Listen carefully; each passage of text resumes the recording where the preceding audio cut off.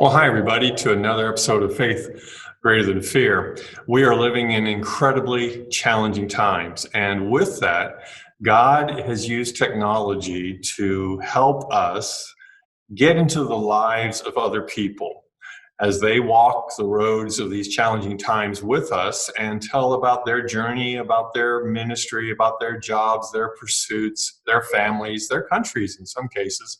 And that's the case today because we have with us a wonderful guest, Angela, and she's going to share in a minute her traditional names or home names as well. As you'll see, a little challenging for some of us as Americans, but we are so glad you're here with us. Angela, welcome. Thank you, Mike.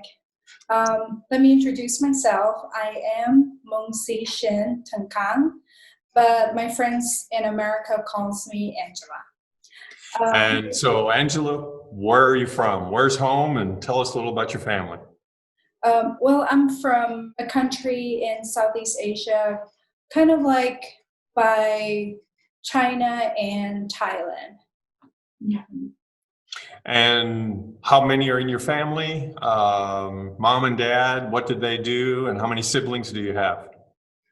My dad is the regional director of GNPI, and my mom is a translator, and she helps with children in the ministry. And I have three brothers. And I'm the third one, so we actually have four siblings. And I have two little beautiful nieces. My older niece just turned 2.5, and my younger niece just turned, I think, 5 months, actually. And so they're back there, right, with your parents? Yes, they are. Yeah, so you've got to be missing them a lot because you're a student here. Mm-hmm. Yeah. Yes, I do miss them a lot. Yeah. And it's been harder because they are constantly worrying about me because of the pandemic, and I'm constantly worrying about them. But not being able to see each other during this time is slightly more difficult than, usual. Sure. Well, I think our audience would like to know a little bit about why your dad is a regional director. He was a former teacher. Why into media now? And then secondly, tell us also about how your country's doing with the pandemic. Mm-hmm. Yes. Let me answer your first question. First, my dad used to be a high school teacher, but he had this calling from God that learning Buddhism and really showing and teaching people that Buddhism actually leads to Jesus Christ, and learning about Pali, which is like the mantra book of Buddhism, Theravada Buddhism in Myanmar, and he has been learning more about Buddhism and really understanding the roots and really being able to connect to other people and really bring them through Buddhism and teach them that Buddhism actually talks about Jesus Christ and bring them to the light and to to God and Jesus Christ. It has been his calling. So that is the reason why he really left his life of teaching kids and really still teaching other people as a teacher, but in a more different setting. And right now, people are taking very seriously about this COVID-19 pandemic. It has never been heard of. At some point, we were like, oh, we're not going to get it. It's not going to happen to our country. And it went along, and when we first got our case, and it just really caught people off the guard. And we have been super careful. We have quarantine centers for anybody that are coming back to the country, that have traveled, and that have somehow met with the patients that have COVID-19 positive results. Yeah, it has affected different countries at different rates, hasn't it? And thankfully, I know our country here, where you're living right now with us, is a bit serious, of course. Your country right now is not quite as serious, but 10 cases is 10 cases too much. And so we will continue to pray that it does not hit your country like it has done many others.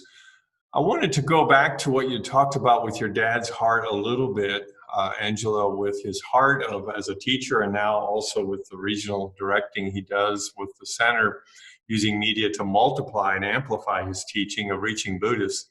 I don't know if our audience understands there's nearly, I think, correct me, about 500 million Buddhists around the world. And the home of Buddhism is in your country. Is that correct?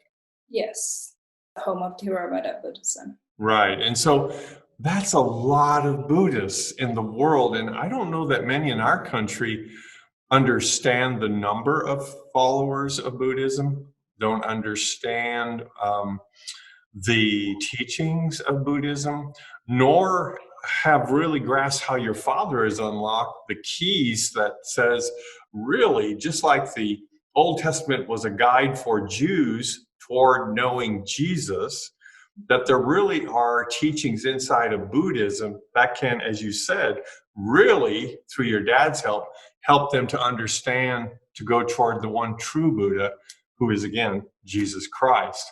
I find that fascinating. Do you find lots of opportunities to talk to Buddhists here who are international students in the USA? Well, that's interesting because most international students that I've met in Missouri Southern, which I am going for my marketing degree, and this will be my last year at Missouri Southern, most of them aren't necessarily Buddhists. They are more like ancestry worship. It's a different kind of belief system that they have. So not necessarily that, I have made quite a few connections with Buddhist internationals, but a lot of them, if they're not Christians and are interested in going to church and learning about Jesus, I gladly bring them to the local church that I go to, and they get to learn more about Jesus and the church community, the hospitality, the love of God through locals and Christians like us. They got to learn and experience about that part of God and the belief that we have in Him, no matter what kind of religion they believe. Right. Our audience to know that Angela is just has a very winsome spirit, and you are one that has lots of people that follow you both personally and on social media and in classes, and whether they are international students or locals, as you say. I've seen your followership. You're a very popular young lady, though an international. Tell me, how has being an international student lifestyle been before the COVID virus, and then say what's kind of changed maybe some things during this COVID pandemic that we're in? Well, as an international student in the United States, by law, we are only allowed to work on campus part-time. But we don't really, have the opportunity or the option to work off campus. But COVID really have limited those opportunities for us. For instance, I was working at the testing services at Missouri Southern as a student employee. However, when the COVID pandemic became really thriving in United States, last semester we suddenly switched from traditional in-classes to online only. And throughout the summer, throughout last semester, I was working kind of from home, but not really. But at the same time, my bosses have informed me that there were budget cuts, and the pandemic has been affecting different testing companies. So they're delaying and pulling back their testing services so they can really afford to have me on staff for now. So that have really affected me in that way. However, coming to think of it, I am really glad and blessed because I have a host family that has been taking care of me. Amy and Chris Goff really showed me the love of God and providing me, and their hospitality has been amazing. They really have taken me as their own and been living with them and eating their food for completely free of charge. And, for now, I'm just really thankful and just counting my blessings, because in most cases, the pandemic has really affected people much, much, much worse than what I have been going through. So right now, I'm really thanking God and just counting my blessing and seeing, from a thankful, grateful perspective to. Sure. And for everyone to know, Angela came as a follower of Jesus already, but there are so many, about 1 million international students we hear. Majority of them are not followers of Jesus like Angela. And for those host families, you had a great family. You have a great family. That is a tremendous ministry opportunity. If any of you are ever thinking, hey, my children are up and grown, or we only have one child now in college, maybe we could have another college person to be kind of a buddy in that regard and stay in the home as well.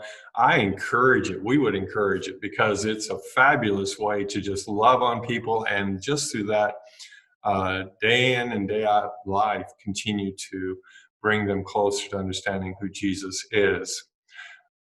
In this pandemic, Angela, what have been the inner, as we start to wrap up here, the inner learning that you've had?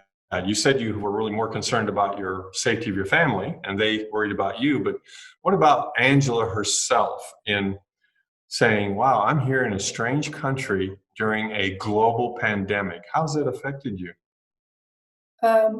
Like I said earlier, it has affected me in terms of my education, because I'm not an online learner. But, the situation given right now, I have no other options. The biggest lesson that I've actually learned is adaptation, just learning to adapt.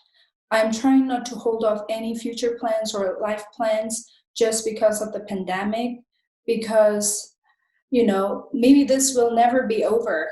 What if this is never going to go away and we're just trying to adapt to the situation?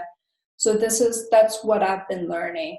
Trying not to hold off plans, trying not to change maybe like adapt to the situation right now, but still have a vision for myself, have a goal for myself, and then have a time frame for, to achieve those goals, and really trying to adapt right now. And I think that's the biggest thing that I've learned. And this, along with that, I have really been blessed, and this has opened my mind and opened my eyes that God is really working regardless of the situation. He has been very faithful to me. He has been faithful to everybody. So that's what, have really, really blessed my heart, and really made me have a grateful heart for God and for people and friends and family around me. Fabulous words as we finish up here, Angela, to hear, and we quote, be agile, be adaptable, be flexible. We don't know what tomorrow brings. We live a lot of times like we do, but we are not the determiners at the end of the day of our own destiny. Every breath is a gift from God. Every piece of body wisdom and strength and knowledge, every skill is ultimately from Him or other people He's put in our paths. And then that heart of, as you said, of just being grateful, of just being thankful that I'm alive right now. I've got and surrounded by friends, by deep relationships, good host family, and we're going to get through this as a result as a body. So for all of you today, I want to thank Angela for you taking a little bit of time to share with us, and pray for Angela and the 1 million of international students that are away from their families right now. And those families are concerned, and those students are concerned about their families and the journey their countries are going through right now. Some of them not as bad as ours in terms of the COVID virus infection rates, some of them worse. And so also just continue, if you felt Angela in any way spoke to you, maybe there's a college student kind of wondering about life right now. And she said some wonderful things about just being grateful and being adaptable right now. That might be a word that God wants to share. So if you liked what we heard today, please share it on your social media avenues and channels. And we want to thank you for taking just a little bit of time today to tune in and listen to Angela. And so until next time, blessings as we wait then for another episode soon of Faith Greater Than Fear. God bless you.